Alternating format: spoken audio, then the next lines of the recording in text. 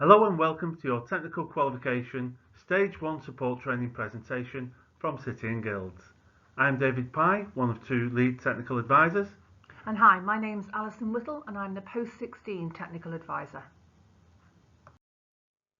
The aim of this presentation is to provide you with initial support when delivering technical qualifications. So let's have a look at the agenda. You will notice throughout the presentation there are a number of different activities you will need to complete to support the onboarding. So today we'll be looking at what's available, progressing to higher education, new for 2019 and information on UCAS. There will be key information on delivery, marking and moderation, learning support, and the final section will be over to you. You will notice that there are in the corner there hints and tips. We would recommend you consider pausing the recording at key stages to carry out activities or to repeat and confirm your understanding.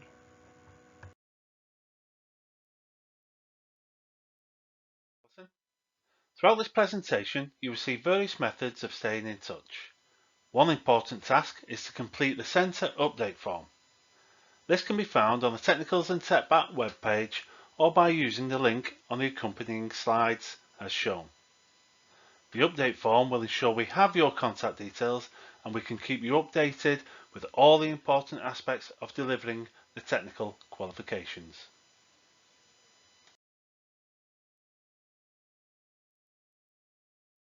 Please make a note of your technical advisor for your sector. Following this presentation, you will be encouraged to contact your technical advisor to discuss specific differences for each sector. This presentation covers all the generic and main points to guide you through delivery and assessment. However, many sectors have slight differences, so please contact your advisor to discuss. So this first section looks at what's available. Progressing to higher education, new for 2019 and UCAS information.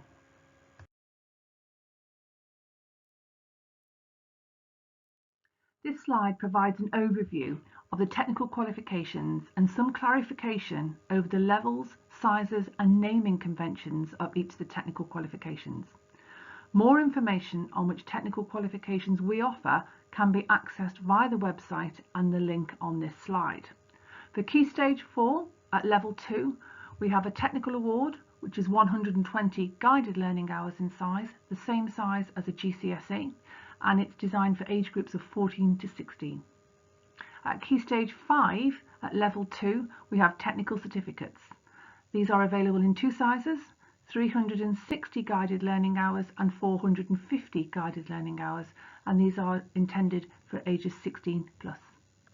At Key Stage 5, Level 3, we have advanced technical certificates, advanced technical diplomas, and advanced technical extended diplomas, which are in a range of sizes from 360 guided learning hours up to 1080 guided learning hours, and these are intended for ages 16 plus. The second activity requires you to identify the guided learning hours and size and title of the qualification you will be delivering, as there are different size qualifications in each sector.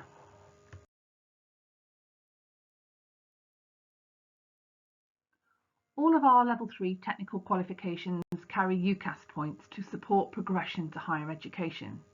You will see a snapshot of our website where all of the resources and information that you require for progressing to university is available under the accordion Progressing to University there. The other table that you can see on the right hand side shows the A-level grades and the UCAS points that are allocated to each of the A-level grades. The table below shows the equivalent UCAS points for the technical certificate and technical diplomas. So just to add some detail and further clarification, the certificate is equivalent in size to one A-level, which equates to 360 guided learning hours in size. Therefore, it has the same points as one A-level. The 450 guided learning hour size qualification has been allocated the same points as the 360 guided learning hour certificate. The 540 guided learning hour diploma is equivalent in size to 1.5 A-levels, therefore has more UCAS points.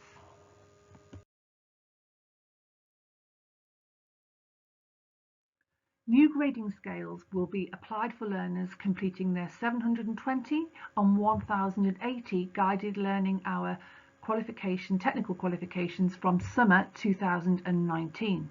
This will mean that there will be double grading for the advanced technical extended diplomas that are 720 guided learning hours in size, and triple grading for the level 3 advanced technical extended diplomas that are 1080 guided learning hours in size. The 360, 450 and 540 guided learning hour technical qualifications are not affected and will retain the single grades of pass, merit, distinction and distinction star that is shown on the previous slide. To work out how many UCAS points a learner's qualifications are worth, please refer to the updated UCAS tariff calculator. It's important to select the qualification drop-down that states first awarded in 2019 to show the granularity of grading. The link below provides information on frequently asked questions about the changes to our new grading scales.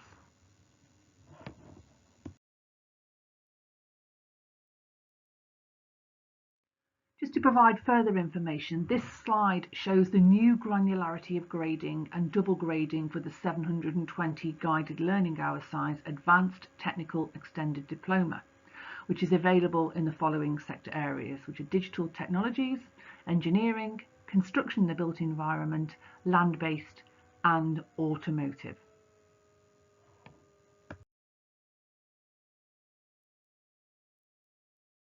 This slide shows the new granularity of grading for sectors that have a 1080 guided learning hours advanced technical extended diploma. The sectors that we have available in are land-based, construction in the built environment and health and care. The UCAS tariff points and all information that you need for progressing to higher education is available on our website. Thank you, Alison. This section looks at key information for delivery.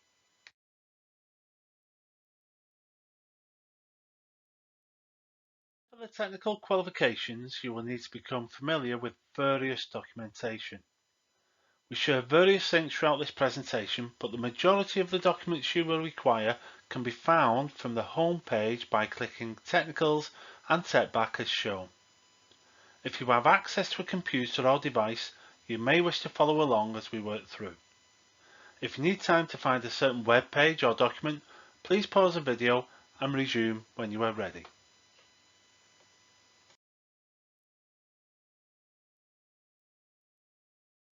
From the next page, you will see a column on the right hand side.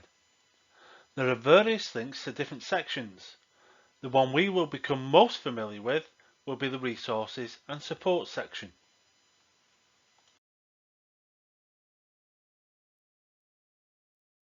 Here is how the Resources and Support section looks like. You will find the latest newsletters, events, recorded webinars, curriculum planners, and various documents to support delivery. We will start with teaching and learning resources.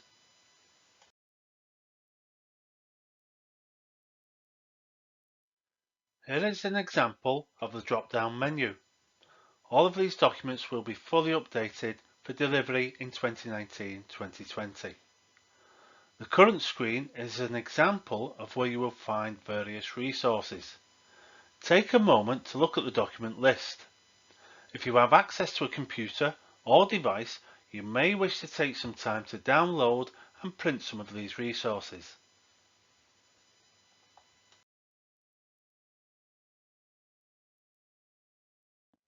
Following on from the previous screen, you can see here how each document will look.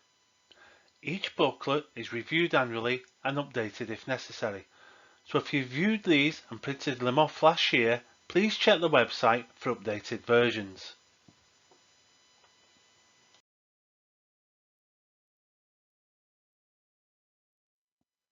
All assessments, including examinations, must be booked through the walled garden by the deadline date specified. If this is not completed by the deadline, we risk delay or even disqualification from the assessment. So it's really important to use your curriculum planner to reduce the likelihood of any mistakes or omissions. The latest exam timetable is linked in this presentation.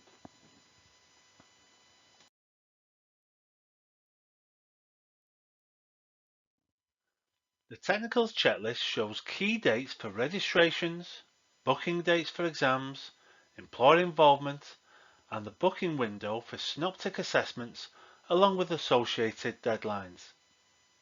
A fully updated version will be available for 2019-2020. A sample from last year is shown here in the presentation.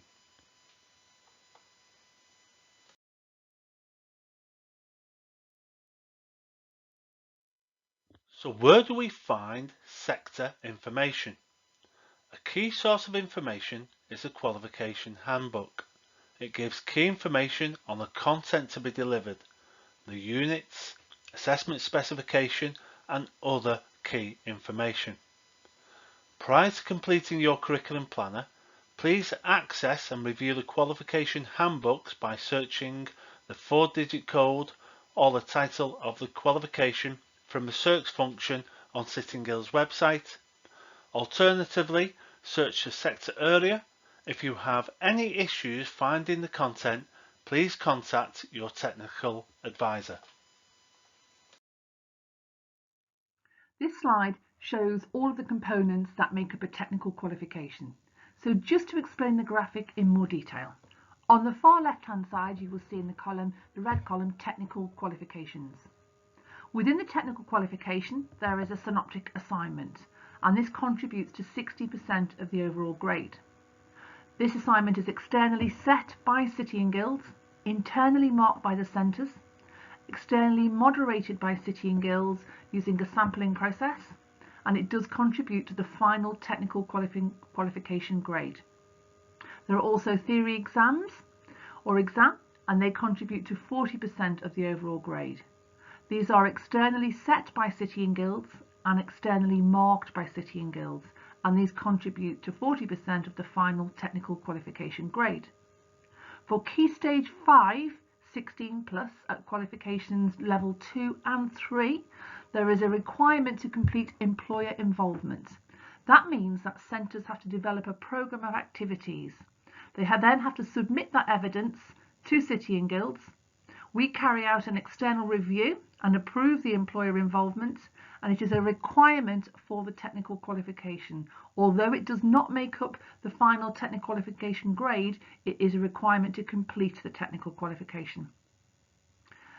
Within the technical qualifications, in some sectors, which does not apply to all technicals, there are some centre assessed components. These may be optional units. These are externally set by City and Guilds, and centres can select which units they deliver. They are internally marked by the centre, and samples are externally moderated by City and Guilds. Please be aware there is no direct claim status for technical qualifications, as results differ from year to year and are issued by City and Guilds.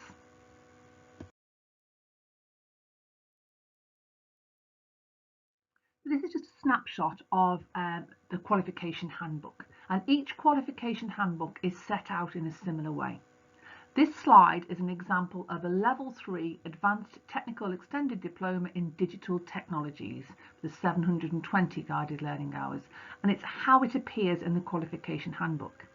The information that you see in the shaded areas is the critical knowledge and the topics that must be taught. The course handbook does outline all of the detail of how to deliver and assess, and you must ensure that all topics and range items are covered to ensure coverage and preparation for assessment. This slide shows another example of how each of the qualification handbooks are set out, where the learning outcome is listed at the top, where you can see learning outcome 4. Understand how change impacts on business performance.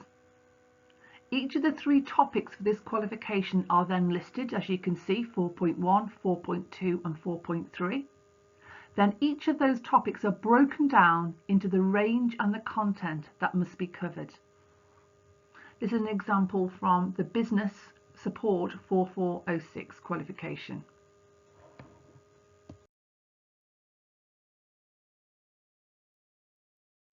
In the theory exam, there will be several different types of questions, each starting with a command verb.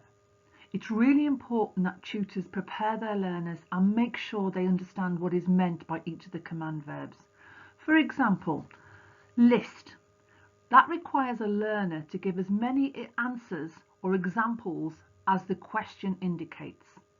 If we take the command verb identify, that requires a learner to recognize something, usually from an image, and state what that is. If we take a command verb such as describe or describe the process for, that is requiring that learner to give the steps in the process.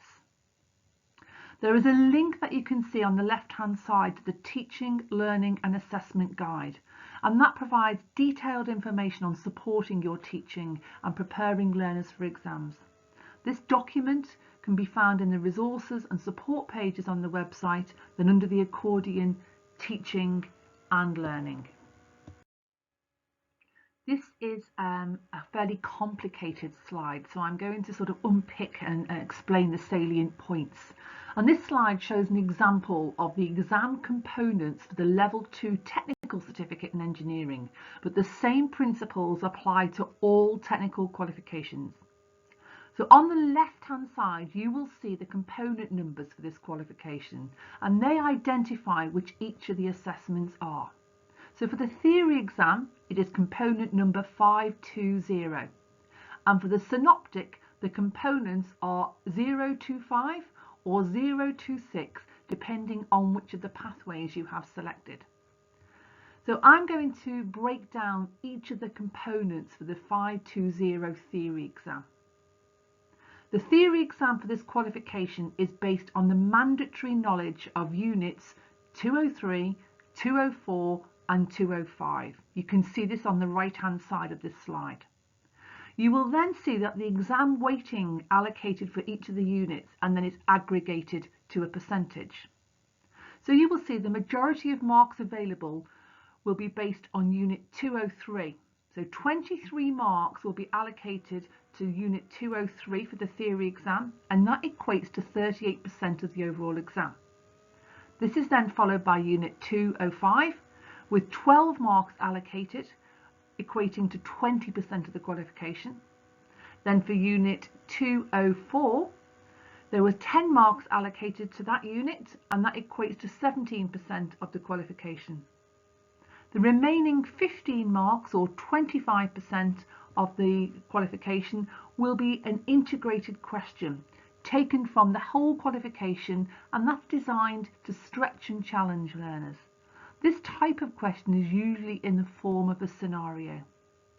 All of this information can be found in the qualification handbook.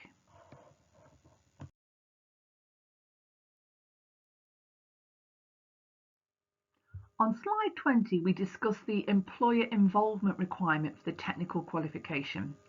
So this slide shows where you can find supporting documentation to help you understand what is required to complete the employer involvement component there. This is on the link in the website, which is under Teaching and Learning Resources, and you can see the arrows there. There is an Employer Involvement Centre guidance, and further down, an Employer Involvement Planner and Tracker.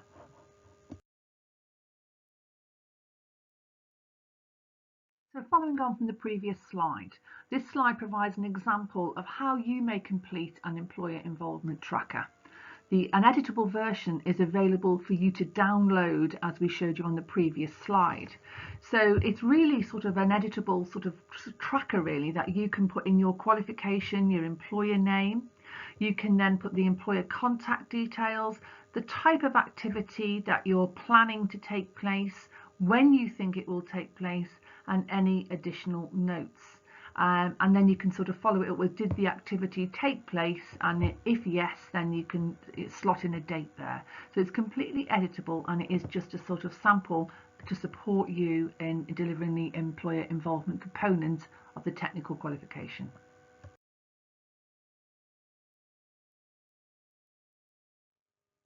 There will be a generic editable curriculum planner available for you to complete. Now this is based on a 1-year delivery plan. The planner can be adapted by yourselves to produce a 2-year planner, but please be mindful that key dates will differ for year 2. There are 4 main points to consider when completing your curriculum planner. You will need to input your unit number and titles. You may need to consider how many guided learning hours it will take to deliver each of these units and then allocate those weeks accordingly. You will need to input your specific theory exam dates on the week commencing. You will need to consider which weeks will be revision weeks prior to the exam. And finally, which weeks will you be allocating for your employer involvement activities to take place? Please be aware that this curriculum planner is only your guide to delivery, and think of it like a scheme of work that is a working and changeable document. We suggest for activity 3 that this is completed by your delivery team. You may want to share your completed curriculum planner with your technical advisor to form the basis of a support discussion.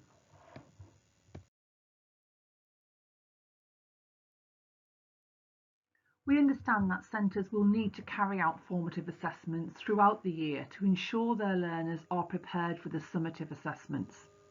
So on our website, there are at least 2 past papers and sample assignments that centres can use as mock assessments.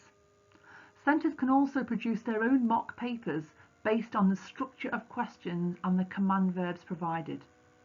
Please be aware, although the structure will remain the same, the questions will differ from year to year. So activity 4, we've suggested using sample papers to create your own additional formative and practice assessments.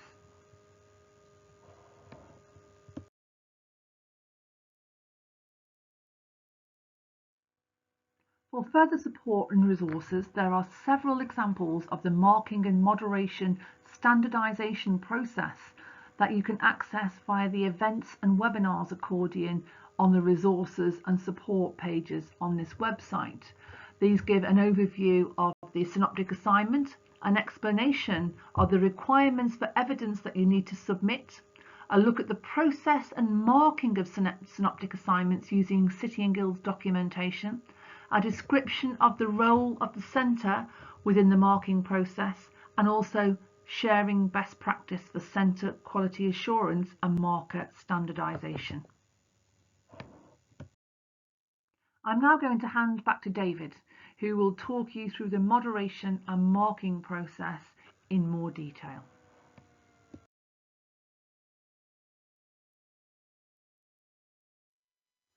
Thank you, Alison. Before we look at an approach to marking the synoptic, please ensure you have access to the Marking and Moderation Guide.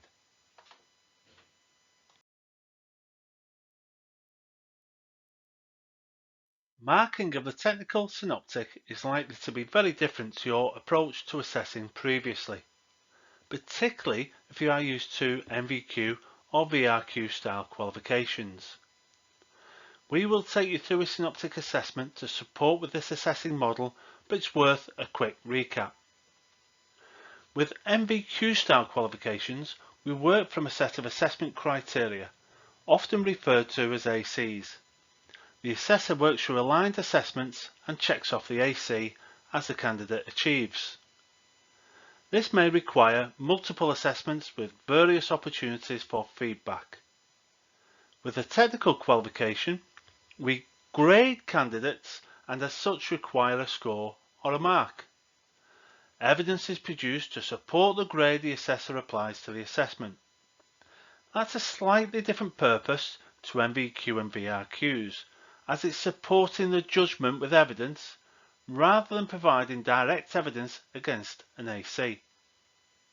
We touch on this later, but it's good to note that we need to provide specific evidence as requested in the synoptic brief, rather than provide multiple pieces of evidence as often seen when delivering MVQs. If we take the current slide, we are going to consider a full synoptic assessment. Each section is assessed, but the whole synoptic is marked with a score. Please note there are some sector differences, so please review your own synoptic assessments. This is an example only for the purposes of providing guidance. In this example, there are 3 parts to the synoptic: a desk-based activity, task 1, and 2 practical activities, tasks 2 and 3. When these are completed, the desk-based activity is assessed, but no score applied at this stage. The practical assessments are assessed and an observation record completed. When all tasks and evidence are complete, the assessor will complete the candidate record form and score. Please note the recording forms are often updated. Some forms may look slightly different to our examples. Let's have a look in a bit more detail.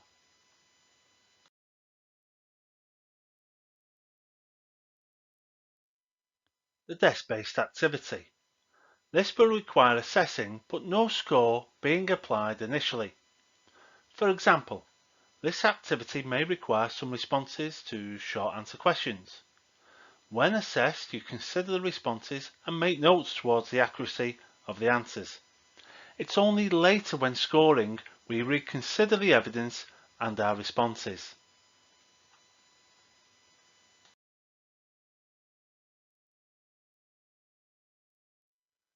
In this example, there are 2 practical assessments.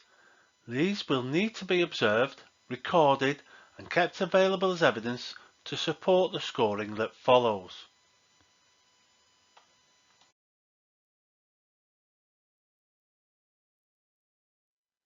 In your Centre Guidance Assessment Packs, you will see AOs, which stands for Assessment Objectives. Once we have completed all the synoptic assessments, we are ready to score them. Please familiarise yourselves with the AOs. We will take a closer look in a few slides.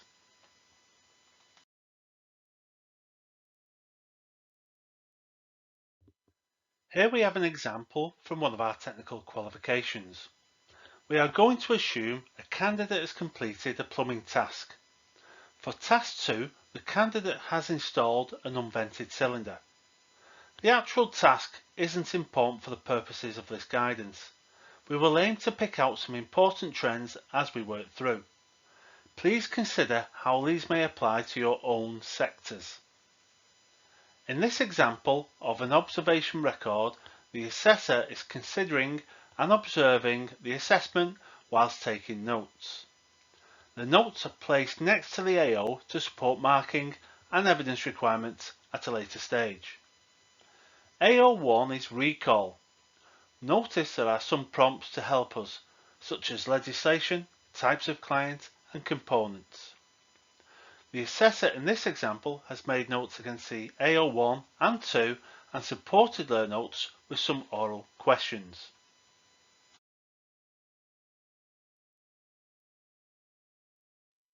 On this slide, you can see more notes against further assessment objectives. Notice some of the wording. John completed the installation in a comprehensive and competent manner. This will help when scoring the assessment as the wording will support high achievement. During moderation, moderators will aim to support your judgment by reviewing the evidence. A poor example of scoring would be to apply a high score to an observation record that doesn't support a high grade when the wording is considered. Against Assessment Objective 4, the assessor has again used words such as professional manner, which can help when scoring.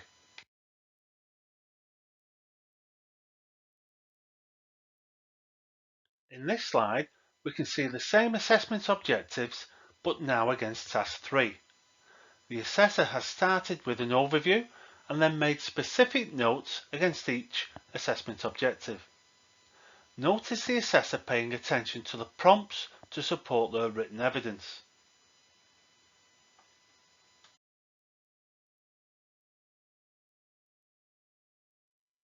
Now the tasks are complete, the assessor must ensure the candidate declaration form is signed. Then, using contextualized documented evidence for each AO, consider the full range of performance. So we are applying a score against all three activities at once. We don't apply three separate scores. This is again probably different to how we have assessed in the past. We must now bring all the assessments together and apply single marks against AOs. There are three bands. These are not pass, merit and distinction, but three bands to support standardised marking using band descriptors. Let's see how that looks on the next slide.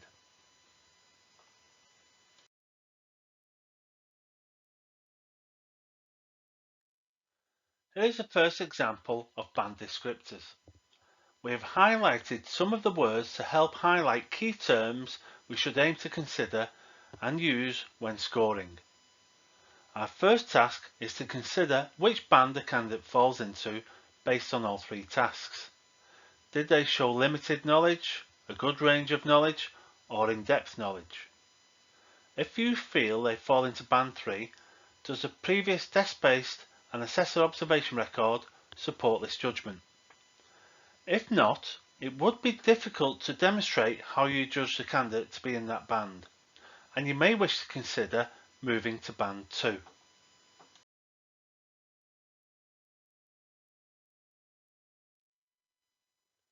Once you have identified the band, do they sit near the top, the bottom, or the middle of that band? Again, make a judgment based on the evidence and your knowledge and skills as an assessor and apply a score. To justify your score, you will need to record some notes by considering all three previous assessments and using terminology that supports that band. After completing this, it's good practice to consider the score again to make sure you are comfortable with this judgment. Notice, in this example, we have copied some wording from the band descriptors.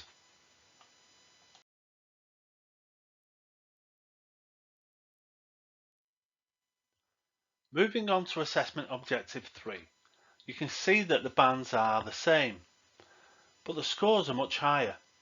This means we can apply weighting to the AOs we consider the most important in this sector.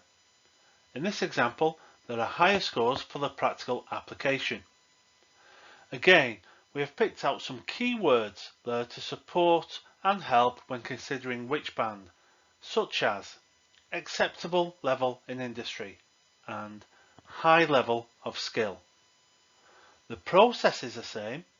Consider the band, then consider if the candidate is at the higher or the lower end of that band.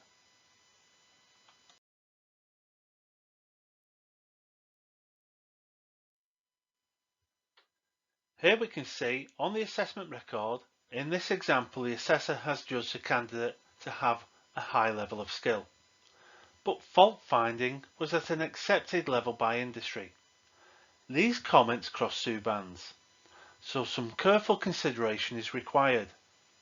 The assessor makes a judgment that overall, for all three tasks, the candidate is in the top band, but at the lower end of that band, and score the candidate 17.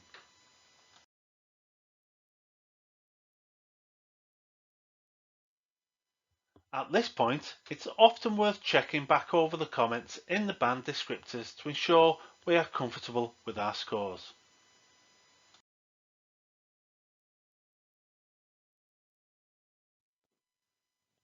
Once the assessor has completed all the marking, you will need to standardise. If we consider a group of 15, line off 15 pieces of marked work from the highest score to the lowest and consider the scores again. Do they seem right? After marking 15, you may consider you were harsh with the first few and may wish to review those scores. Working with other assessors and experienced tutors, justify your scores and demonstrate how you scored based on the evidence and wording in various observation reports and associated evidence.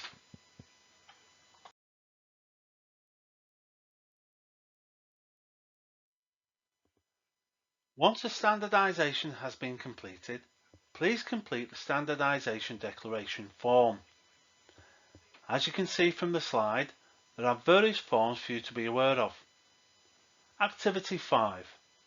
Consider printing your sector forms and run through some examples with colleagues so you become familiar with the marking process.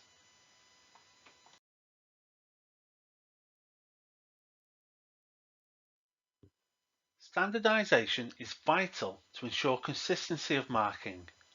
It's worth noting that where marking is not standardised, there is an increased risk the adjustments to scores will be made following the moderation process. Another reminder, when uploading evidence, please ensure you only include the evidence requested. Poor practice has been observed in the past where providers upload multiple pieces of evidence not required. This often slows down the moderation process as it can be difficult to identify the correct evidence, and sometimes the correct evidence is missed completely. The evidence is there to support the assessor's decision. If the evidence doesn't match the decision, there is an increased risk of adjustments being made.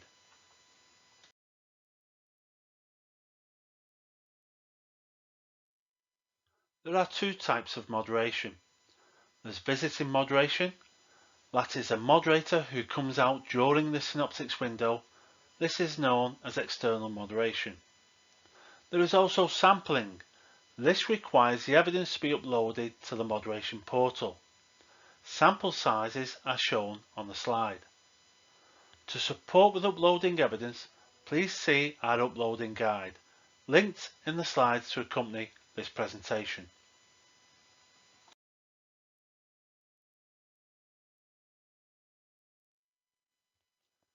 This is a quick glance at the moderation portal. Every provider will have a super user who can then give access to internal staff. So you may have somebody in your team or in your exams department who will ensure all the evidence requirements are uploaded. Do you know who your super user is? It's worth checking following this presentation.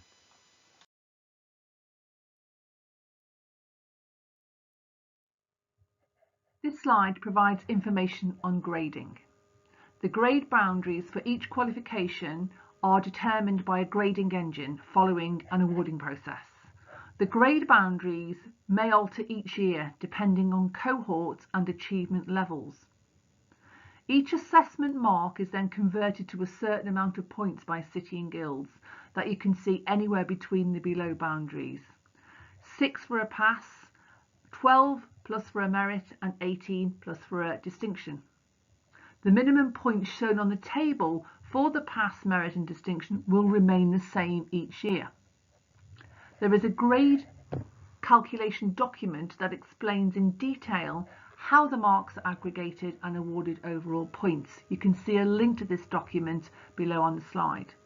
Now, new for 2019 is a grading prediction calculator, and this allows centres to input learners' marks to predict what grades that learner needs to achieve or has achieved. This is in the form of an editable spreadsheet. I have provided two links on this slide.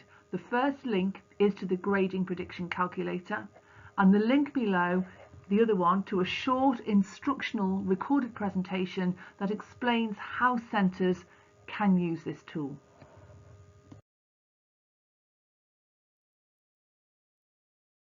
On this slide, there is a link to the events and webinars page on the website, where you can find additional support for delivery, evidence collecting and marking the synoptic assignment. These are in the form of 4 short webinars. Part 1, delivery of the synoptic assignment. Part 2, learner and centre produced evidence for the synoptic assignment. Part 3 explains marking and standardisation. And Part 4 is submission of the evidence to city and guilds via the moderation portal.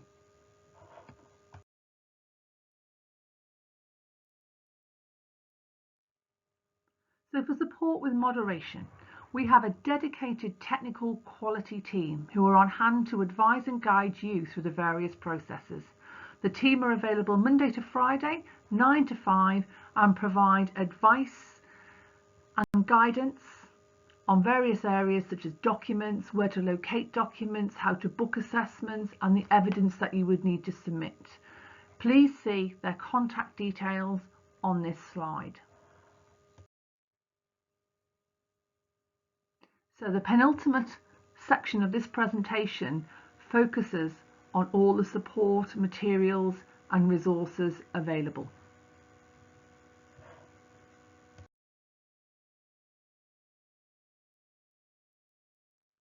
We have a vast library of resources available to support you. Now these include textbooks, e-learning and SmartScreen. On SmartScreen we have sample schemes of work, handouts, worksheets, presentations, sample lesson plans, revision materials and much more. This slide provides a snapshot of the e-learning content available, and that includes a number of interactive resources for sectors. There is a contact email address for direct sales should you require more information. Alternatively, you can contact your business manager who will be able to advise you. A lot of these materials are available in cookery, plumbing and electrotech, carpentry and joinery, bricklaying and beauty therapy, and hairdressing is also available.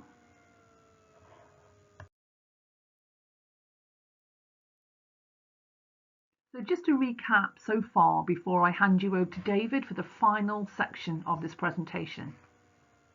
Please make sure you have downloaded all the resources you need and have shared them with your team. So the qualification handbooks, as they require the syllabus that you need to teach from. The synoptic assignments are made available to teachers, not to learners, early in the first term. Centres will then have a window of opportunity to feed back on the synoptic tasks using the feedback form that we provide. This then allows centres to request points of clarification to ensure understanding of the synoptic assignments. Please do look at the past qualification reports, as they do provide valuable insight into last year's national picture. The Principal Moderators report, as these provide insight into the national picture for the synoptic assignments from last year, and the Chief Examiner's report give insight into the national picture from the exam series. The past papers and marking guides can be used as exam preparation and resources, and the sample synoptic assignments can be used as formative assignments and mock assessments in preparation for your synoptic assessment. The sample exam questions are a really useful preparation resource for learners, as it helps them understand the question types and the command verbs along with the layout of the papers. So for activity 6, identify the location and access the above documents. Thank you, Alison. Now for the final section, over to you.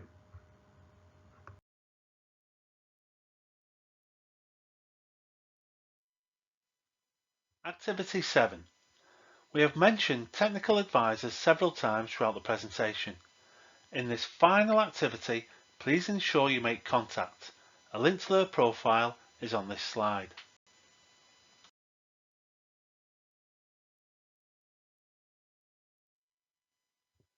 This is a repeat of the earlier slide, just in case you didn't have time to note down your sector's advisor name and contact details.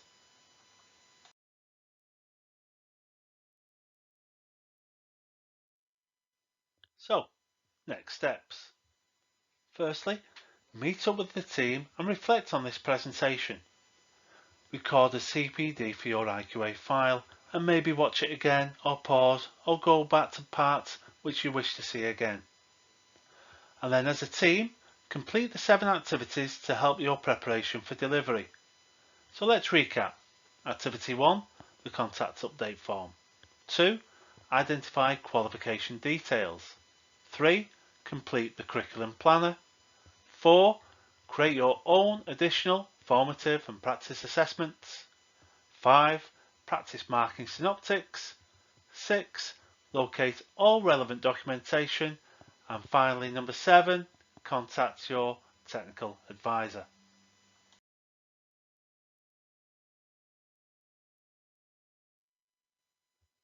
Just before we finish, a quick note to inform you that the quality teams now have new contact details. These will be available on the accompanying slide deck.